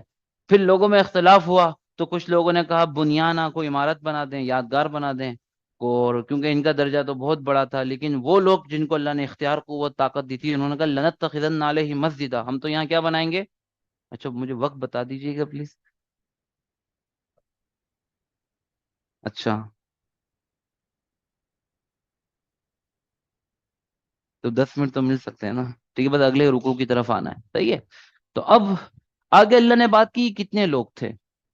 مختلف لوگ کہتے تھے، کوئی کہتا تھا 3 ہیں، چوتھا ان کا کتا تھا، کوئی کہتا تھا خمسہ، 5 ہیں، چھٹا کتا تھا. اللہ نے یہ 2 باتیں ذکر کی، کہا رجمم بالغیب. رجمم بالغیب اردو میں یوں سمجھ لیں یار، یہ سی جو ہے نا وہ اندھیرے میں تیر چلا رہا ہے. اللہ نے کہا جو لوگ یہ کہتے ہیں ان کو کوئی دلیل نہیں ہے. پھر ایک تیسری بات ذکر کی، کچھ کہتے ہیں کہ یہ 7، سبع وثامنہم کلبہم، اور 8واں ان کا جانور تھا. اچھا اس کے بعد اللہ نے کوئی تبصرہ نہیں کیا. اس وجہ سے بہت سارے مفسرین کہتے ہیں کہ حقیقت میں یہ کتنے تھے، 7 تھے، لیکن قرآن نے اس کی ان کی تعداد پر مطلب وہ نہیں کیا، بلکہ آگے کہا کہ بھائی اللہ ہی جانتا ہے کہ ان کی تعداد کتنی تھی. اور اللہ کے نبی سے ہم کو ہدایت دی کہ لا تماری فیہم، ان کی تعداد یا ان کی اور ڈیٹیل کے بارے میں آپ، یہ اہل کتاب نے پوچھا تھا نا سوال، آپ ان سے زیادہ جھگڑا نہیں کرو، بحث نہیں کرو، الا مران ظاہرہ، بس ظاہری سی ستی سی بات، ستی سی بات کر لو کہ بھائی اللہ نے یہ فرمایا، قرآن نے یہ نازل کیا. ولا تستفتی فیہم منہم احدا، ان کے بارے میں جو کچھ بھی جاننا تھا وہ ضروری تھا، ہم نے بتا دیا. لا تستفتی، آپ پوچھے نہیں، فیہم ان اصحاب الکہف کے بارے میں، منہم ان اہل کتاب یہودی عیسائیوں سے، احدا کسی سے بھی. پر جو ضروری بات تھی وہ ہم نے بتا دی ہے، باقی چیزیں فضول ہے، بیکار ہے. ٹھیک ہے. اچھا ہم نے آپ سے واقعہ ذکر کیا تھا کہ یہ سوال 3 پوچھے گئے تھے، لیکن اللہ کے نبی صلی اللہ علیہ وسلم انشاءاللہ کہنا آپ سے رہ گیا تھا. ٹھیک ہے، تو وہی تاخیر سے آئی تھی 15 دن. اس کے بارے میں یہ آئے تھے وَلَا تَقُولَنَّ لِشَيْءٍ إِنِّي فَاعِلٌ ذَلِكَ غَدًا، اور نہ کہیں، ہرگز ہرگز نہ کہیں کسی بھی چیز کے بارے میں، انی فاعل، کہ میں یہ کر لوں گا، ذالک یہ چیز، غدن کل، یعنی آئندہ میں یہ کام کر لوں گا. اس طرح نہ کہیں. ہاں جب بھی کہیں یہ کہیں الا ان یشاء اللہ، انشاءاللہ، اگر اللہ نے چاہا. ٹھیک ہے. تو اس میں آپ پھر اپنی صلاحیت، اپنی اسکلز پر اندھا اعتماد کے بجائے آپ اللہ کے حوالے کر رہے ہوتے ہیں. ٹھیک ہے. اور آپ اللہ کی دی ہوئی صلاحیتوں کو اللہ کی طرف نسبت کر رہے ہوتے ہیں، تو اس کی ایک برکت ہوتی ہے. ایک ہمیں ادب سکھا دیا گیا. اور بالفرض اگر کسی وقت کہتے ہیں بھول جائیں، وَاذْكُرْ رَبَّكَ إِذَا نَسِيتَ، اگر بھول جائیں تو جب یاد آ جائے جب پڑھ لیں.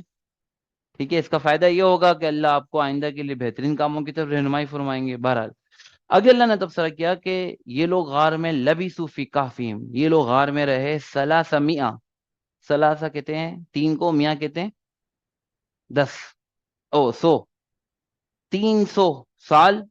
وزدادوا تسعا، اور بڑھا لو اس کے اندر 9 اور. اس طرح کیوں بیان کیا؟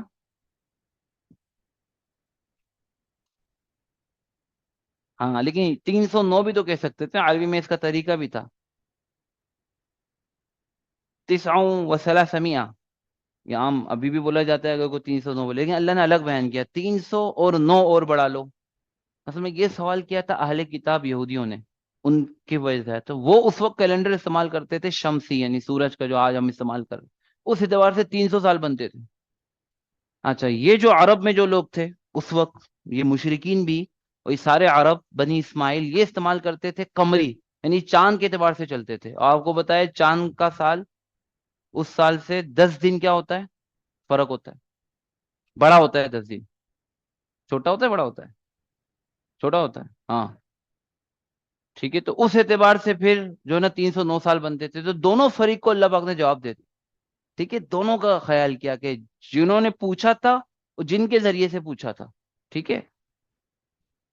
اچھا پھر بھی یہ بات بتانے کے بعد بھی اللہ نے کہا کتنے سال ٹھہرے اہم نہیں ہے، اللہ ہی جانتا ہے کتنے سال ٹھہرے. ٹھیک ہے. اچھا اب آگے آ جائیں، یہ تو ان کا واقعہ پورا ہو گیا نا. اب آگے آ جائیں، اگلا یہ رکوع ہے. یہ رکوع پورا نہیں ہے، یہ چند آیتیں، لیکن آیت نمبر 27 سے آیت نمبر 4 آیتیں. اب اس پر اچانک اگلے قصے بیان کرنے سے قرآن نے پوز لے لیا اور یہاں کچھ نصیحتیں کر رہا ہے. اور ظاہر بات ہے، دیکھیں ہر گفتگو کی طرح قرآن بھی کنیکٹڈ ہے، لہٰذا آپ اس گفتگو کو اگنور نہیں کر سکتے کہ اس کا قصے سے کوئی تعلق نہیں. حالانکہ اس پورے حصے میں جب قصے بیان ہو رہے ہیں تو قرآن پوز لے کے اس کو کیوں بیان کر رہا ہے. اب یہاں چند باتیں ہیں، اس میں غور کریں. میں جلدی سے ترجمہ کرتا ہوں، آپ نے تھوڑا سا بس یہ سوچنا ہے کہ یار یہ ہمیں کیا کہا جا رہا ہے. اے نبی، آپ کی طرف جو وحی کی جا رہی ہے، یعنی آپ کے رب کی کتاب، اتلو، اس کی تلاوت کیجیے. لا مبدل لکلماتی، کیونکہ دیکھو یہ کتاب ایسی ہے کہ جس کی کلمات کو کوئی تبدیل، یعنی جو اس نے بیان کر دیا وہ حتمی ہے. ٹھیک ہے، کوئی چیز اس کو غلط ثابت نہیں کر سکتی. اور اس کلام کے علاوہ آپ کوئی پناہ کی جگہ بھی نہیں پاؤ گے. یعنی اللہ کے نبی سے کو خطاب ہے، اس کی وجہ سے ان کے واسطے سے پوری امت کو. ٹھیک ہے، قرآن کے پہلے مخاطب تو اللہ کے نبی صلی اللہ علیہ وسلم ہوتے تھے. اور دوسری یہ ایک نصیحت، دوسری وصبر نفسک، اپنے آپ کو جمائیں. اسبر، ایک صبر کرنا، مراد جمانا، اپنے آپ کو جمائیں. مع الذین، ان لوگوں کے ساتھ، یدعون ربہم، جو اپنے رب کو پکارتے ہیں، بالغداۃ والعشی، صبح اور شام اپنے رب کو پکارتے ہیں. اور کیوں پکارتے ہیں؟ یریدون وجہ، اللہ کو صرف اس لیے پکارتے ہیں کہ وہ اللہ ہی کی رضامندی چاہ رہے ہیں. یریدون، ان کا ارادہ کچھ اور نہیں ہوتا ہے، ان کا ارادہ صرف کیا ہوتا ہے؟ وجہ، اللہ ہی کی رضا. اور ولا تعد عیناک عنہم، اور اس طرح آپ ان کے ساتھ تعلق بنائیں کہ آپ کی نگاہیں ان سے ہٹنے نہ پائیں. یہ اللہ کی نبی سے ہم کو کہا جا رہا ہے، آپ کی نگاہیں ان سے ہٹنے نہ پائیں. اور اصل میں تو امت کو حکم ہے، لیکن اللہ کے نبی کو اس وجہ سے کہا جا رہا ہے کہ جب آپ کو کہا جا رہا ہے تو امت کے لیے کتنا ضروری ہوگا، ہے نا.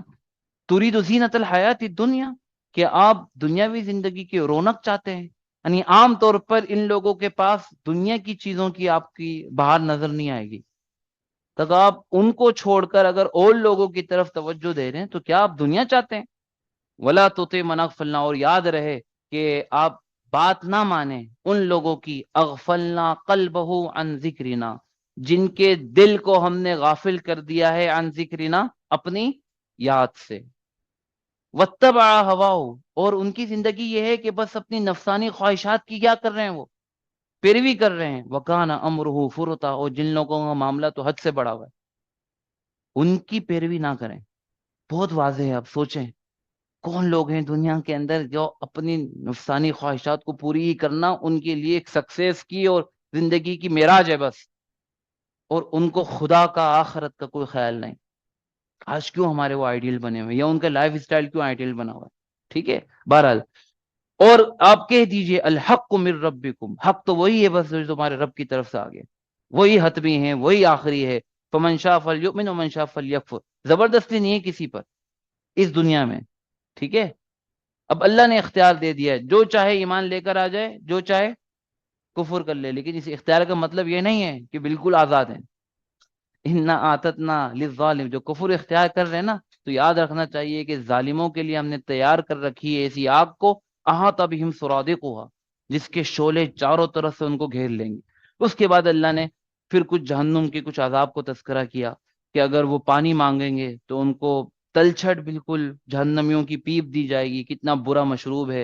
اور اس کے برخلاف جو ایمان والے ہوں گے، ہم ان کے نیک عمل کو ضائع نہیں کریں گے، اور وہ ہمیشہ کے باغات میں ہوں گے جہاں ان کا یہ اکرام کیا جائے گا، اور بڑے بہترین بدلے میں ہوں گے. ٹھیک ہے، بنیادی طور پہ اگر ہم یہ دیکھیں نا، کہ دیکھیں ان آیتوں کے ذریعے سے نمبر ایک، پہلی آیت میں ہمیں کیا بتایا جا رہا ہے؟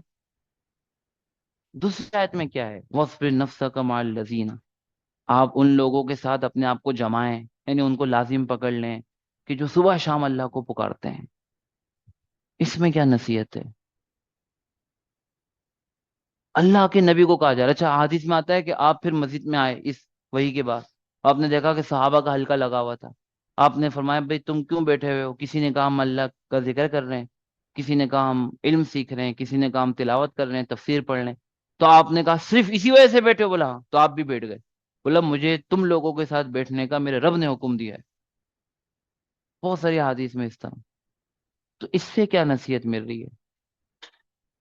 صحبت، ایک لفظ کو یاد رکھ کیا ہے، اور یہی یونیک ہے اس فریم ورک کے اندر. یہ یونیک ہے. تلاوت قرآن کا تو شروع اور آخر کی 10 آیتوں میں بھی تذکرہ آیا ہے نا.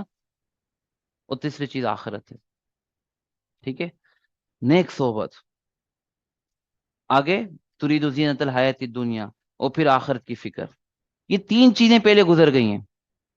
इसमें अहम तरीन चीज क्या है?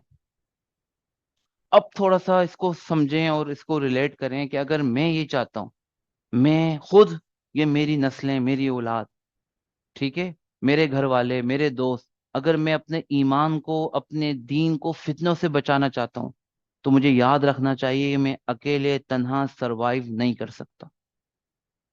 मुझे चाहिए ऐसे लोग कि जो यही ख्याल रखते हों, जिनके साथ मैं उठूं, जिनके साथ मैं बैठूं, जिनके साथ मैं मिलूं, जिनके साथ मैं गुफ्तगू करूं, जिनके साथ मैं बातचीत करूं, जो मेरा सोशल सर्कल हो, वो मुझे इन्फ्लुएंस करें, मैं उनको इन्फ्लुएंस करूं। हाँ, उनकी ये सिफत होनी चाहिए कि वो अल्लाह के साथ सच्चे हों, ठीक है, और उनके साथ बैठकर, उनके साथ बातचीत करके मुझे अल्लाह याद आए। ये मेरे दिल में ख्याल ना हो कि हर आईफोन 15 प्रो मैक्स ले लूं, ठीक है ना, या फलां वॉच ले लूं, या फलां फलां घड़ी ले लूं, या फलां जो है ना वो ऑफर आई हुई है। उनकी सोबत में बैठ के मुझे ये दुनिया के ख्यालात ना आए, उनकी सोबत में बैठकर मुझे अल्लाह याद आए। वो खुद भी अल्लाह याद करें, मुझे भी अल्लाह याद करवा दें, ठीक है, मुझे भी आखिरत की फिक्र हो। जब उनके पास से वापिस आऊं तो मैं ये सोच रहा हूँ कि यार मेरी जिंदगी कहाँ जा रही है, मुझे अपने आप को बेहतर बनाना चाहिए। बस ऐसे कुछ लोग आपके पक्के सोशल सर्कल में होने चाहिए। और यही वजह थी कि देखें, अगर अकेला कोई एक शख्स होता, अल्लाह ने ये नहीं कहा कि ये एक फतन, एक जवान था, अल्लाह ने क्या किया, फितिया, नौजवानों की क्या थी एक, चूंकि ये एक साथ थे, तीन थे, पांच थे, सात थे, अल्लाह जानता है, लेकिन एक साथ होने की वजह से अल्लाह ने एक दूसरे की मदद, एक दूसरे की तसल्ली की वजह से इनके इनकी दिलों को मजबूत किया। और यदुल्लाह अलल जमा, अल्लाह का हाथ भी किस पर होता है? बस ये एक बुनियादी नसीहत है कि गोया के बिल्कुल खुलासा ये हो गया कि असहाबुल कहफ का वाकया और बहुत सारी नसीहतों के साथ हमको ये समझाता है कि कभी दीन ईमान भी फितने में आ सकता है। और दज्जाल की फितनों में से एक बहुत बड़ा फितना होगा कि आपके दीन को, आपके ईमान को निशाना बनाएगा। अगर मैं उससे बचना चाहता हूं तो असहाबुल कहफ जमात की बरकत से बच गए हैं, तो मुझे भी अपने सोशल सर्कल में ऐसे लोगों की तादाद बढ़ानी चाहिए, या ऐसे लोगों के साथ रहना चाहिए, या ऐसे लोगों की सोबत इख्तियार करनी चाहिए कि जो मुखलिस अल्लाह के बंदे हो, जिनकी जिंदगी में अहम तरीन मकसद ये हो कि किस तरह हम आखिरत में कामयाब हो जाएं। इनका सबसे बड़ा मकसद है। जज़ाकल्लाह खैर हसन। माजत, थोड़ी ताखिर हो गई, लेकिन ठीक, कुछ सवाल हो तो कर सकते हैं, मेरे जैसे गुफ्तगू मुकम्मल हो गई। ठीक है, सवाल हो बिल्कुल कर सकते हैं। जज़ाकल्लाह खैर हसन। जी, चैट पे सवाल है कोई? नहीं है? नहीं। ऑनलाइन भी अगर किसी का कोई सवाल हो तो कर सकता है। लोग हैं या चले गए?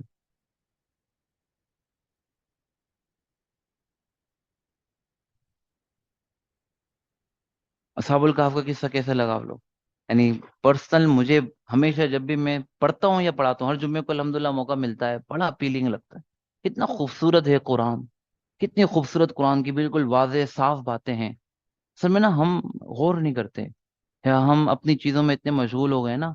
अल्लाह पाक से दुआ करें कि अल्लाह पाक हमारा कुरान करीम से ऐसा ताल्लुक बना दे कि हमारी ज़िंदगी में कोई दिन ऐसा ना गुजरे कि जिस दिन हम इस कुरान करीम को पढ़े नहीं, हम समझे नहीं, है ना। ये देखें, ये मतलब जैसी मसरूफ हम जिंदगी गुजार रहे हैं ना, ये अल्लाह से दुआ मांगने और अल्लाह की तौफीक की बदौलत ही मुमकिन होगा कि अगर अहमियत आ जाए हमारे दिल में कुरान करीम में, फिर आसान है। हम जिन चीज़ों को अहमियत देते हैं ना, जितनी भी मसरूफ जिंदगी है उनके लिए वक्त हम निकाल ही लेते हैं। जितनी भी मसरूफ जिंदगी हो, जितने हमारे पास टास्क हो, जितनी भी हमारी जो है ना वो हमारे पास लोड हो कामों का या जिम्मेदारियों का, जिस चीज़ को हम अहमियत देते हैं उसके लिए हम कुछ ना कुछ करके वक्त निकाल ही लेते हैं। तो अल्लाह से ये दुआ करें कि अल्लाह मेरे दिल में आप कुरान को अहम कर दें, मेरे दिल में नेक सोहबत को अहम कर दें। ठीक है, फिर मुझे खुद ब खुद समझ में आने लगेगा कि यार मैं किस तरह अपने सोशल सर्कल को डेवलप करूं, किन लोगों के साथ उठूं बैठूं, ठीक है, कि जिनसे यार मुझे दुनिया की हिर्स हवस ना बढ़े, है ना, कि अब अपग्रेड कर लो दुनिया की हर चीज में, हर वक्त मैं इसी फिक्र में ना रहूं, हर वक्त मैं दूसरे लोगों के साथ अपना दुनियावी चीजों में तकाबुल ना करूं, यार वो कहाँ खड़े हैं, मैं कहाँ खड़ा हूं, मुझे यहाँ तक पहुंचना है बस कुछ भी करके, है ना। इसके बजाय میں ان لوگوں کے ساتھ رہوں جن کے ساتھ میں آخرت کی زندگی میں تقابل کروں، کہ یار یہ تو پکے نمازی ہیں یار، میری تو نماز کا مسئلہ ہے، یار یہ تو قرآن بھی پڑھتے ہیں یار، میں تو قرآن بھی نہیں پڑھتا، اے اللہ یہ دعا بھی کرتے ہیں، ان کو تو دعاؤں میں رونا بھی آتا ہے، میں تو کیسا سنگ دل ہوں، مجھے تو خدا کے سامنے کبھی رونا بھی نہیں آتا، ہے نا؟ تو جو آخرت کی فکر پیدا کرے، ہماری ہماری اصل زندگی تو آخرت کی ہے نا؟ اور بہت زندگی کا ایک بڑا حصہ ہم گزار چکے ہیں، اللہ ہی جانتے ہیں کہ اتنا حصہ باقی رہ گیا کہ نہیں رہ گیا، ٹھیک ہے؟ عام طور پہ کم ہی ہوتا ہے، ہمارے جیسے لوگوں کو تو کم ہی ہوگا، کیوں محسن بھائی؟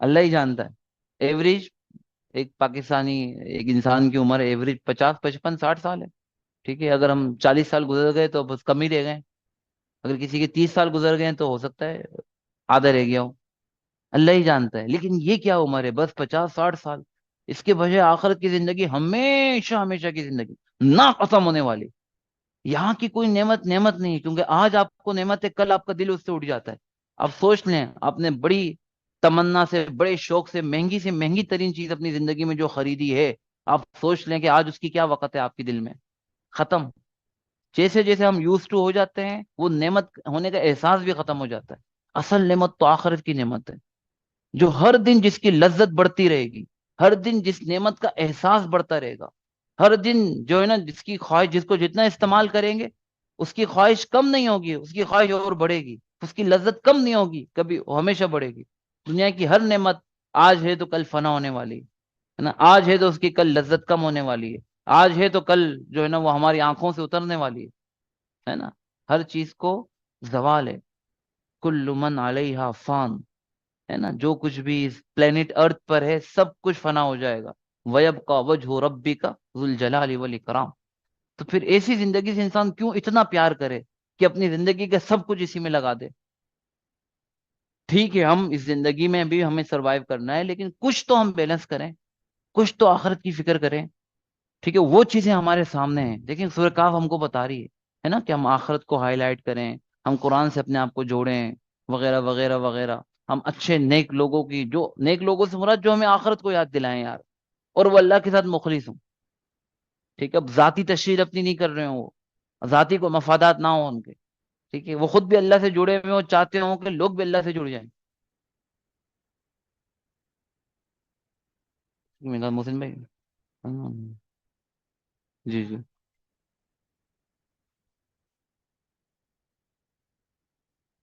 جی جی جی جی جی ہاں،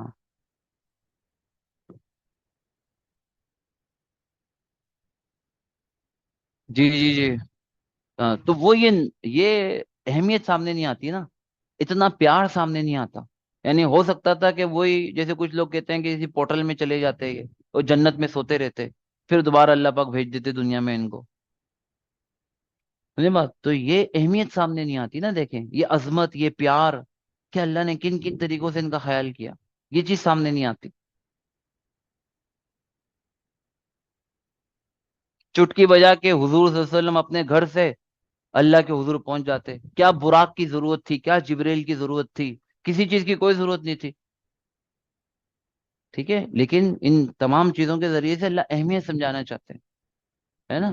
اس پر اپنا کتنا پیار ہے یا کتنی اہمیت اللہ نے دی وہ بتانا چاہتے ہیں، دنیا دار الاسباب ہے، بہت ساری چیزوں میں اللہ پاک یہاں اسباب ہی کو استعمال کرتے ہیں، لیکن اس کو غیر معمولی طور پہ ایسے استعمال کرتے ہیں کہ انسان دنگ ہو کر رہ جاتا ہے، ٹھیک ہے؟